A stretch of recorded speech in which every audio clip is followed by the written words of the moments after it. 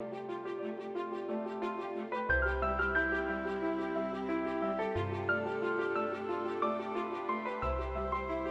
buenas, muy buenas. Lo prometido es deuda.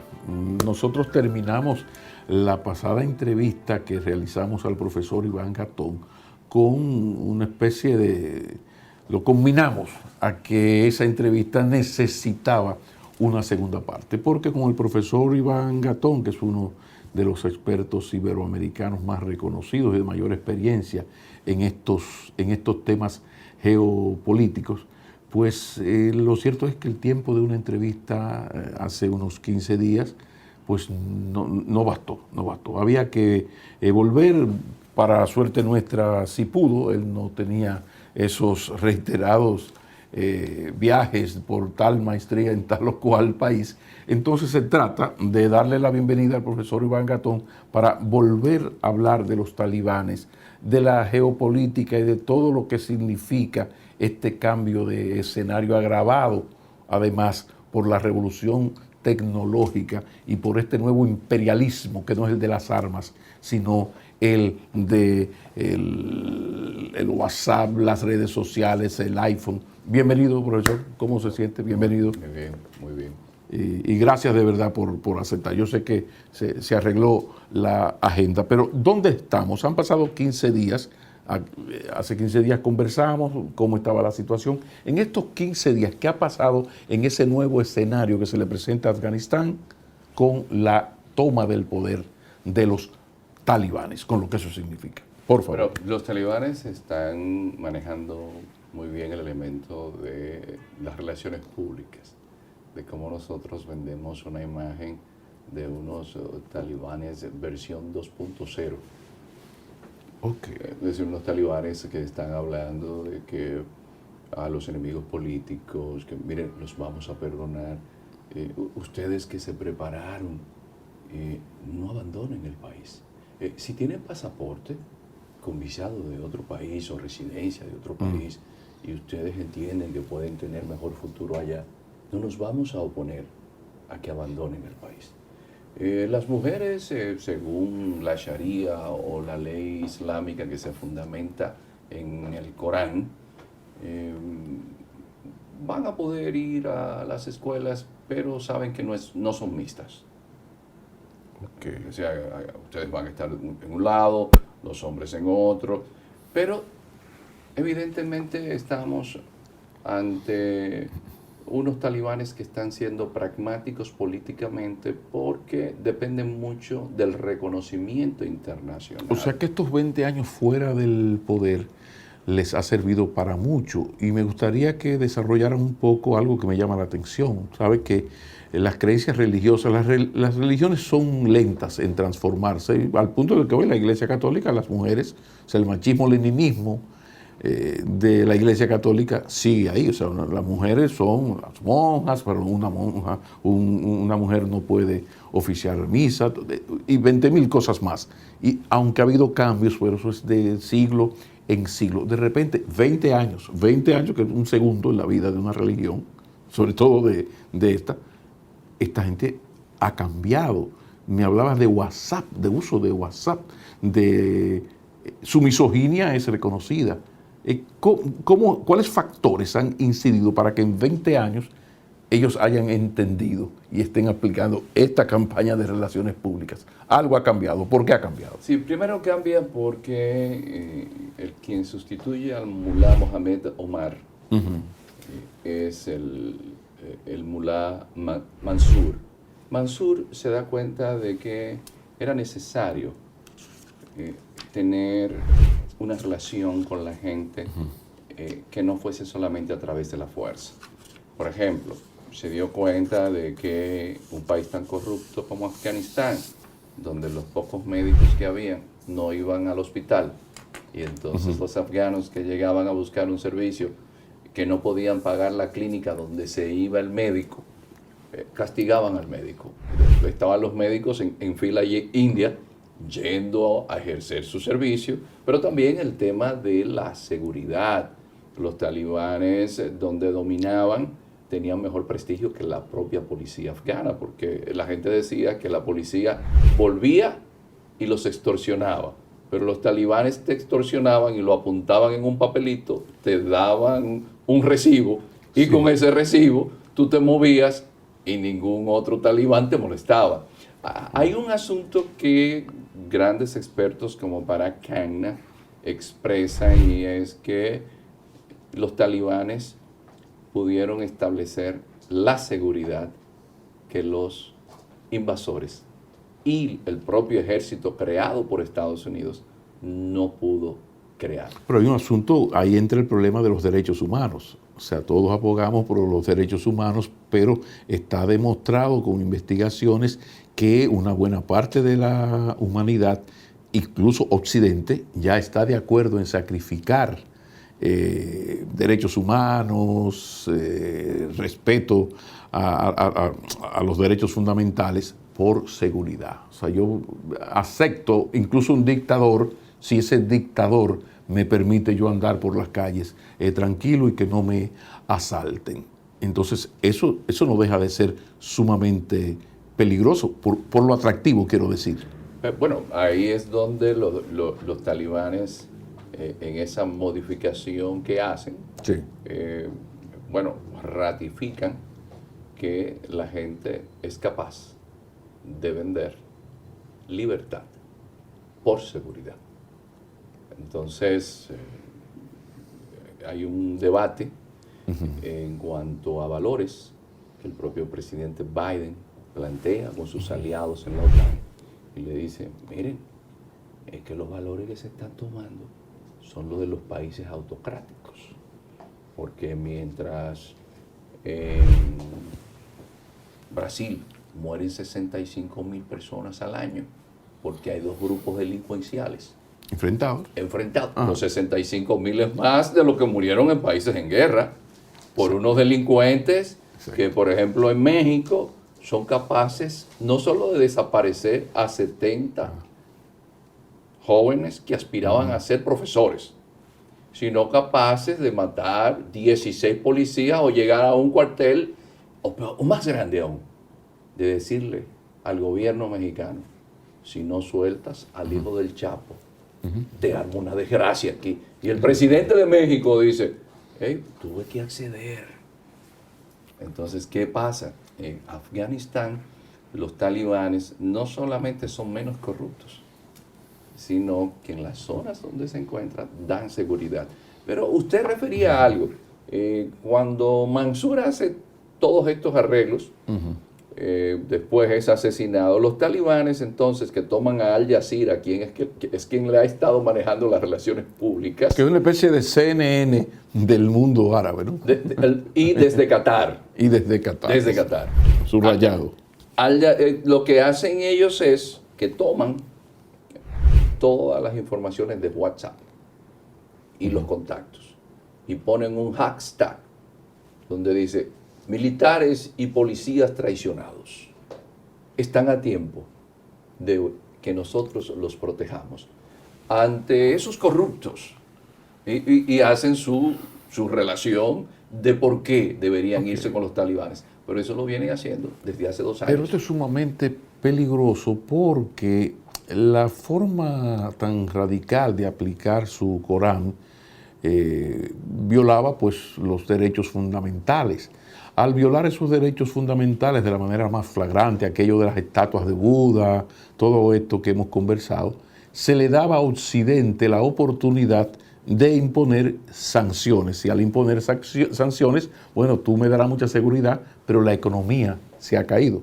Resulta que si este comportamiento continúa, podría Afganistán tener un comportamiento de estas falsas democracias que tenemos aquí en algunos países, qué sé yo, la cosa que estamos viendo en Nicaragua, por ejemplo, una vil dictadura que como se negoció con el Departamento de Estado, pues ahí sigue. Entonces, ¿hasta qué punto, Iván Gatón, es peligroso para Occidente y los valores de la democracia occidental que este modelo afgano-talibán pueda dar resultados? Porque la seguridad la tiene garantizada. Lo que no tenía o tiene garantizado es lo económico, porque Occidente aprieta, pero ya no habría mucha justificación.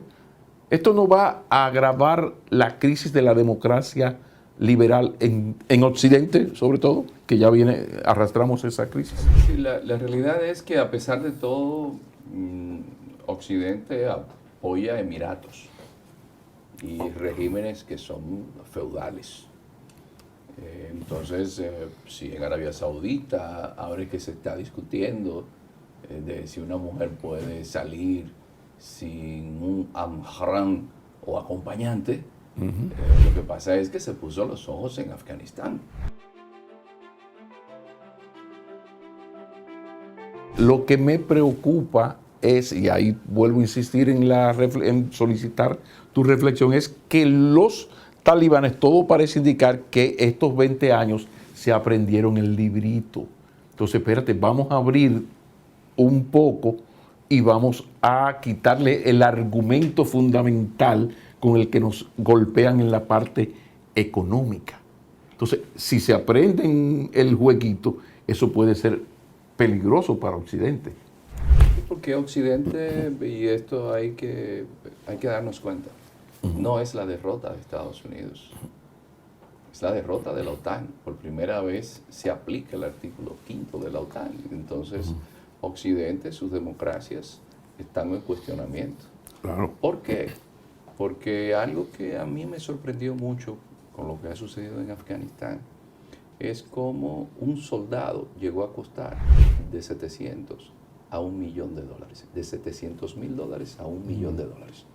Entonces, usted toma el dinero que se invirtió en Afganistán, que fue el contribuyente de Estados Unidos que lo financió, y era suficiente para darle asistencia médica a todos los ciudadanos de Estados Unidos. Sin embargo, ¿quién saca el dinero? El complejo militar industrial. Pero usted sabe quién es el ideólogo de que no se hiciera en Afganistán una política estratégica que permitiera entonces con ese ejército, con esa institucionalidad que iba a permitir empleos, que iba a permitir desarrollo. Dick Cheney. Es Dick Cheney, que recordemos, que dice, Afganistán, no, dejémoslo así, ahora vamos por Irak. Que por cierto, para los que no vieron la primera parte de esta entrevista, en la primera parte tú explicas brillantemente y detalladamente la creación de los talibanes por el señor del tablero, por Brzezinski, y aquella foto que colocamos de los talibanes con el presidente Reagan. Esto es un paréntesis para los que no vieron la primera parte. Reagan diciéndole en el video, aparece el video diciéndole a Reagan, ustedes son los freedom fighters, es decir, los luchadores de la libertad. Es decir, a los señores talibanes. A los señores talibanes. Por eso la academia es tan importante para poder analizar de cómo los propios valores democráticos han sido sacrificados por el complejo militar industrial. Algo que se dio cuenta William Fulbright, algo que se dio cuenta Dwight Eisenhower en el último discurso que dice al pueblo estadounidense, yo que vengo del sector militar, quiero advertirles algo. Temo por el futuro de la democracia de nuestro país, por el complejo militar industrial que ha visto en las guerras una forma de hacer negocios y mañana puede incidir en las elecciones en nuestro país. De ahí es que Juan Bosch toma la idea y escribe el libro El Pentagonismo, sustituto del imperialismo. Que es un libro adelantado. Don Juan era un ser fuera de serie, porque fue una visión que 30, 40 años después se puso totalmente en evidencia. Pero aterricemos en América Latina, porque ya estamos hablando de cómo hay unas nuevas reglas de juego y de public relations de los talibanes en un Afganistán, la crisis liberal en aumento, de la democracia liberal en aumento, por lo que acabas de decir, pero uno ve con preocupación, podríamos decir, que en América Latina comienza a crecer lentamente el islamismo, e incluso tengo entendido que en Haití y hasta en el país menos, pero ya hay iglesias islámicas, o sea, la relación islámica está llegando a América Latina, que es un continente que padece un grave problema institucional de falta de fe y confianza del ciudadano hacia su democracia, donde cada vez más ciudadanos están dispuestos a sacrificar, lo que me decías, libertad por seguridad. En el caso dominicano, más del 60% estaría dispuesto, según creo que el Latino Barómetro, si mal no recuerdo, 63, 62, 63, a hacer esto. Hablemos de talibanes, hablemos del islamismo más violento en América Latina y en nuestro país. Iván. Sí, hay un elemento que nosotros no podemos olvidar. Occidente es cristianismo. Es decir, la batalla del Lepanto marca el punto en el cual al Islam se le dice, hasta aquí, tú no sigues. ¿Qué sucede? Todo el mundo occidental entró en ese hedonismo que lleva a eso que los filósofos llaman nihilismo, del latín nihil, que significa nada, donde nos venden sexo, drogas y alcohol. Mientras el mundo islámico, que muy bien lo identifica Samuel Huntington, dice, no, pero ¿cuál es la forma de nosotros mantenernos? En base a los valores tradicionales. Eso es el choque de las civilizaciones. Ya llevamos otro clásico, el tablero de Brzezinski, y ahora el choque de las civilizaciones. Pero el mundo islámico tiene una figura que se llama umma o comunidad musulmana. Es decir, que no tiene ese concepto de estados nacionales. Es decir, que el hecho de que usted sea musulmán no importa que usted sea negro. Por eso Mohammed Ali, Cassius Clay y muchos negros se van al Islam. Por eso hay chinos, por eso hay indonesios, porque el Islam no tiene que ver con el tema de la piel. Sobre todo porque el profeta Mahoma nunca tuvo inconvenientes en acoger a su alrededor, incluyendo al primer muezín o almuedano, es decir, el que llama a la oración, que se llamaba Ibla, era un negro abisinio.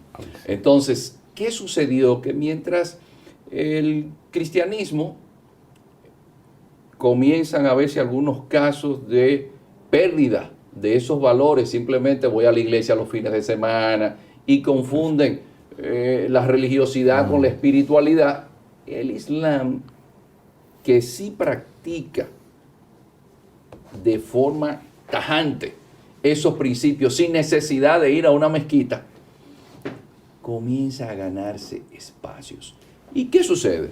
El Islam es la religión que más crece en el siglo XX, desplazó al catolicismo y de aquí a 100 años va a desplazar el cristianismo por un fenómeno que también se da en el mundo occidental. Una mujer musulmana da a luz un promedio de 5 hijos. Una mujer europea, es un tema demográfico, por eso en Rusia, que tienen 5 repúblicas musulmanas, Putin dice, no, aquí que no vengan con ONG, con apoyos a grupos, el control de natalidad, porque yo tengo 17 millones de kilómetros cuadrados con 180 millones de personas que yo necesito aquí, población. Entonces, el Islam comienza poco a poco a seguir creciendo, a un punto tal de que en Alemania hay 5 millones de turcos que son musulmanes, más 1 millón de sirios que llegó, son 6 millones. Pero que tenemos que en Alemania hay más de 10 millones. En Estados Unidos hay más de 10 millones. Pero lo increíble es cómo crece en Brasil. Ahí, ya llegamos a América Latina. Vamos a ver. Seguimos creciendo en Argentina. Seguimos creciendo en Chile. Pero sucede que un terremoto como el de Haití, en el Islam hay algo que se llama zakat, que el 2.5% de lo que usted se gana hay que distribuirlo para darlo a los más pobres. Se fueron a Haití. Y el New York Times un día, yo me encuentro media página donde dice, el Islam está creciendo de manera fulgurante en Haití. En Haití. En Haití. Haití ya tiene un promedio de 40 mezquitas. Y algunas de ellas con financiamientos que exceden los más de $100,000. Y en un país con tanta ese tiene los dos, pobreza, desigualdad y además tres, violencia. O sea, es un cóctel maravilloso para pescar en río revuelto. El asunto está en que algunos de esos grupos, Sí. y lo sé porque lo investigué en Washington, Sí. me reuní con gente del Congreso y me decían, no, es que mira, el temor radica en que algunos de los que financian no son los turcos que tienen la mezquita muy bonita que está ahí en Cabo Haitiano. No, son grupos de los que financiaron a extremistas. Entonces en el Islam hay de un 10 a un 15% que se radicaliza. No, perdón, yo creo que detente ahí, animal feroz, como digo yo. O sea, estamos hablando de que está creciendo en América Latina, mucho en Brasil, ya llegó a Haití, pero tú me estás diciendo que parte de ese islamismo que está en crecimiento hay un porcentaje a tomar en cuenta que no es el islamismo turco civilizado. O sea, eso es probable, eso es una opinión o hay evidencias de algo tan peligroso, porque tengo entendido que también en República Dominicana ya pequeñito, pero también se está dando ese tipo de agrupamiento. ¿Cuál es la situación? En República Dominicana incluso hay universidades de clase media donde hay jóvenes que usan hijab y no necesariamente tienen un novio musulmán. La pregunta es si ya hay una mezquita en la República Dominicana, está creciendo. Esto ya no es del muchacho que viene a estudiar medicina, que es más fácil, más accesible, más barato estudiar medicina en Santo Domingo que en otro lugar.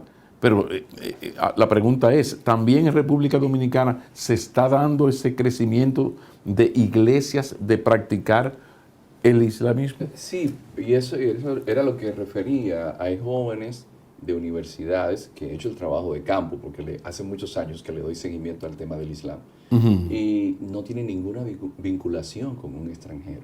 Es que simplemente se sintieron atraídas. Pero eso no queda en Santo Domingo. Pero dominicanos. O sea, dominicanos. No estoy hablando de pakistaní que yo mencionaba. No. Es dominicano. Dominicanas, porque para una mujer, como el Islam se comporta con las mujeres, es lo extraño. Sí, para un hombre no. Sí, ¿y cómo explicar que con esa misoginia perversa, enfermiza de ellos, bueno, ahí está, no puede hablar por bueno, todo el mundo sabe la historia. ¿Cómo explicar que una muchacha nacida y criada en la civilización occidental, que es un paraíso para la mujer comparado con el mundo talibán? Bueno, el contexto del Corán se traslada hacia el pasado como es un dogma, y en aquella época el Corán estaba muy avanzado, sí, y estaba más adelantado que Occidente, lo ubican allí. Pero lo grande es, don Pablo, aparte de esto, es que usted va a San José de los Llanos en San Pedro de Macorís y usted se encuentra con una mezquita. Que funciona Por dominicanos. Administrado por dominicanos, que funciona normal. Y la gente que vive ahí en la comunidad, algunos que van. Es decir, aquí me consta, es fácil dar seguimiento, pero lo que sí expresaron su preocupación en Washington, porque ya lo había hecho el jefe del Comando Sur, John Kelly, porque el Islam que creció en Trinidad y Tobago es el Islam que permite que ese ISIS, el Estado Islámico, el que daba el entrenamiento de francotirador, era de Trinidad y Tobago. Que el que forma parte del atentado allá en Bali, en Indonesia, era Alex Imrod, que era un profesor de primaria de Surinam. Que quien está en el último atentado al aeropuerto John Fitzgerald Kennedy en Nueva York, sí, era un antiguo congresista de Guyana. Entonces Kelly y un grupo de personas dedicadas al pensamiento estratégico expresaron su preocupación del crecimiento del Islam en el Caribe. Pero eso no queda ahí. Venezuela, hay gente en el gobierno que son de ascendencia siria. ¿Qué sucede? Que al ser de ascendencia siria, estuvieron peleando en Siria a favor de Bashar al-Assad, como alawitas. ¿Qué sucede en el Islam que no es sunita, que es chiita, que pueden practicar algo que se llama taquilla o taquía, que es la simulación? Pueden hasta comer carne de cerdo, hasta tomar alcohol, algo que algo que no hace un musulmán. Entonces, han identificado en Venezuela, que ya tiene supermercados iraníes y que hay presencia iraní, una mayor presencia del Islam. Sí. Recordemos que en Argentina el ataque con bomba a la Mutual Judía, ¿quién lo hizo? Lo hizo Irán. Entonces, no es que querramos asustar a la gente. No, ahí viene la pregunta. ¿Cómo ha de comportarse en un país como la República Dominicana la seguridad nacional, me imagino que como siempre bajo el control, la tutela del Departamento de Estado, pero aquí hay un problema? La Constitución Dominicana permite la libertad de cultos. O sea, yo voy a una mezquita y la existencia de una mezquita está garantizada por la Constitución de la República. Yo puedo ser islámico y puedo ir a mi mezquita. Ahora, esto no es una secta como existen tantas sectas aquí, o las posiciones exageradas de grupos evangélicos. La misma Iglesia Católica tiene en esto por ejemplo, de las 3 causales, unas posiciones medievales, sí, pero aquí no hay violencia. O sea, tú compartes o no compartes lo de la Iglesia Católica, critica tal o cual cosa, pero la acción pacífica de la Iglesia Católica está garantizada. Esta gente no. O sea, una mezquita no te puede garantizar que el 100% de su feligresía tiene una militancia en ese Islam turco, para decirlo de alguna manera, o sea, el Islam más civilizado, menos violento. Entonces, ¿cómo jugar con un derecho constitucional que yo tengo? Sí, coño, pero aquí hay una iglesia que tiene miembros de historias tan grises como la que tú acabas de exponer ahora mismo brillantemente. Bueno, la vaina. Yo tengo ahí mis temores y diríamos que, por ejemplo, en lo que sucede en Francia, que hay excelentes servicios de inteligencia que incluso infiltran las mezquitas. Claro. Sucedió lo de Bataclan. O recordemos el profesor que ofendió a la figura del profeta y le cortaron la cabeza. Claro. Es decir, no es que todos los musulmanes sean así. No, el ala homicida que hay dentro. Pero los servicios de inteligencia tendrán que dedicar muchos recursos para dar seguimiento. Pero mi problema, y se lo he planteado como académico,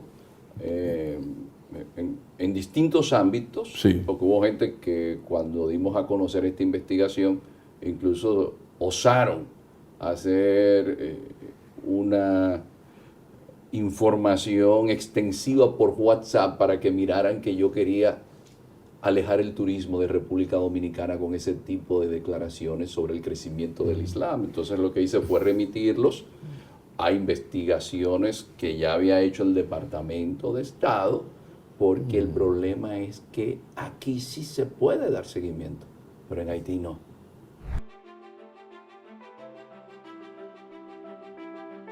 ¿Qué pasó con los talibanes? O los talibán, que es lo correcto. Eran discípulos del Corán. Entonces, en el mundo nuestro occidental, que la Real Academia aceptó talibanes. Hizo una excepción. Estaba observando el otro día una cosa interesante, pero eso es otro tema. Pero me llama la atención de que nosotros en el mundo occidental le echemos la culpa a Voltaire o Voltaire. Voltaire. Sí, llamemos a Voltaire, llamemos a Voltaire. Es decir, la culpa la tuvo Voltaire. No, espérese. Hay un realismo político. Todo indica que de un 10 a un 15% de los musulmanes se radicalizan.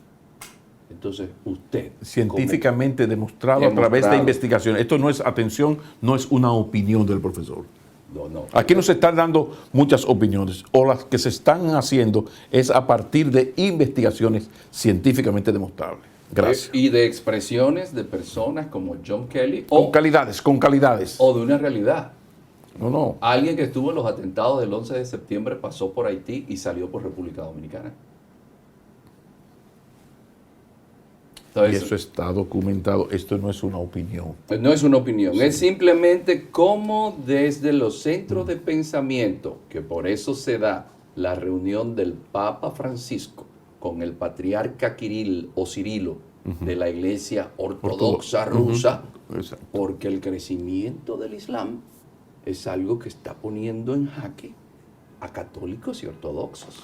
Lo que pasa es que esto está ocurriendo en un momento de crisis de credibilidad del ciudadano hacia la democracia liberal y sus instituciones, pero también hay una crisis existencial del ser occidental en sentido general, que va más allá de lo económico, va más allá del sistema político, la democracia liberal, sino que entra en el ser. Entonces, esa crisis puede incentivar que la gente pues busque, usted en su soledad, perdido, usted necesita un porqué.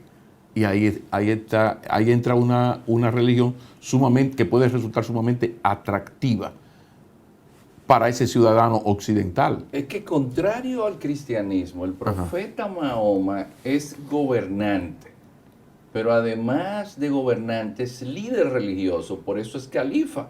Pero Cristo desde el inicio marca el laicismo, porque Cristo dice, dad a Dios lo que es de Dios y a César lo que es de César. Que es la gran frase bíblica que permite y diferencia a la iglesia, al cristianismo del islamismo, porque el islamismo se sitúa ya como sistema político, una teocracia. Aquí, si bien la Iglesia Católica actúa como un partido político, pero un partido político que co-gobierna, sobre todo después que la Iglesia Católica hizo aquel concordato con Trujillo, recuperó las propiedades que tenía.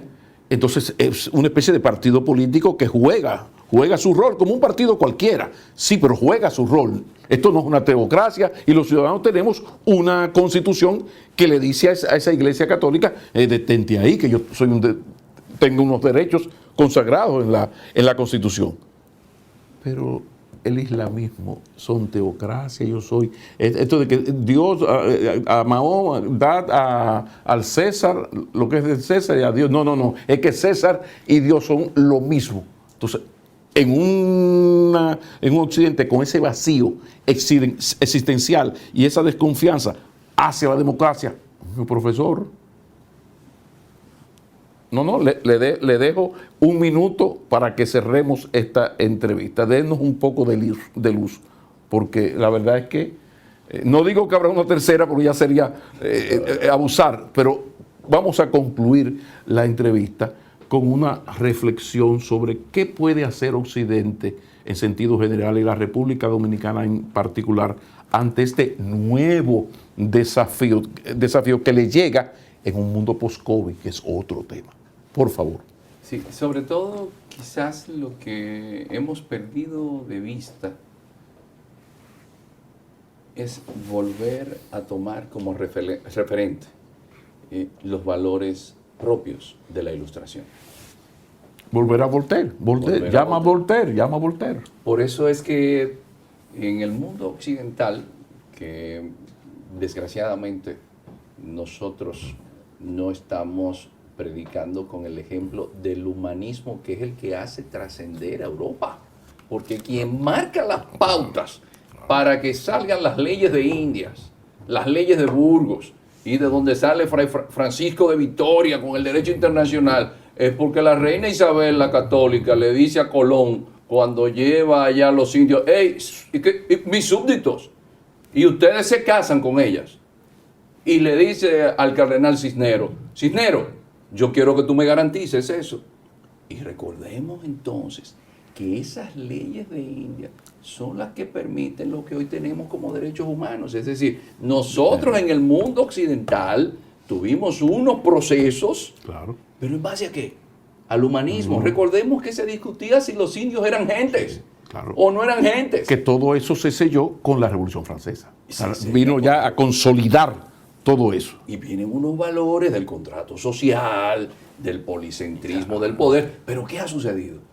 Que desgraciadamente, y lo vimos reflejado con la guerra comercial. ¿Y por qué vino la guerra comercial de Estados Unidos con China?